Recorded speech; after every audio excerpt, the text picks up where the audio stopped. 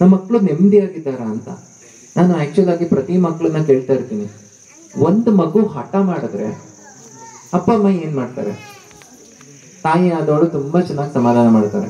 ತಂದೆ ಅವ್ರಿಗೆ ಹೊರಗಡೆನೆ EMI tension ಜಾಸ್ತಿ ಇರುತ್ತೆ, ತಲೆ ಮೇಲೆ ಒಂದ್ ಸಾರಿಯಾಗಿ ಹೊಡೆದ್ಬಿಟ್ಟು ಹೋಗ್ಬಿಡ್ತಾರೆ. ಅಷ್ಟೇ ಪೇರೆಂಟಿಂಗ್. ಆದ್ರೆ ತಾಳ್ಮೆ ಕಲ್ಸೋದು ಯಾವ್ದು ಅಂದ್ರೆ, ಒಂದ್ ಕಡೆ ಸುಮ್ಮನೆ ಕೂತ್ಕೊಳ್ಳೋದು ಮಕ್ಕಳು, ಆ ಕಡೆ ಈ ಕಡೆ ನೋಡದೆ. ಆ ತಾಳ್ಮೆ ಕಲ್ಸೋದು ಯಾವ್ದು ಅಂದ್ರೆ ಈ ಭಗವದ್ಗೀತೆ, ವೇದಗಳು, ಉಪನಿಷತ್ಗಳು. ನಾನು ಗಣಪತಿ ಸಚಿನನ್ನ ಆಶ್ರಮಕ್ಕೆ ಹೋಗಿದ್ದೆ ಸ್ನೇಹಿತರೆ.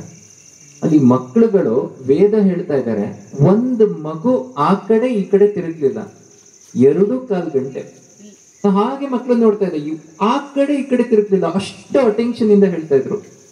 ವಾ, ಯಾವ ರಿಯಾಲಿಟಿ ಶೋ ಸರ್ಟಿಫಿಕೇಟ್ ಬೇಕಾಗಿಲ್ಲ. ನಮ್ಮ ಸಂಸ್ಕೃತಿನ ಮಕ್ಕಳಿಗೆ ಹೇಳ್ಕೊಟ್ರೆ they will be the super heroes.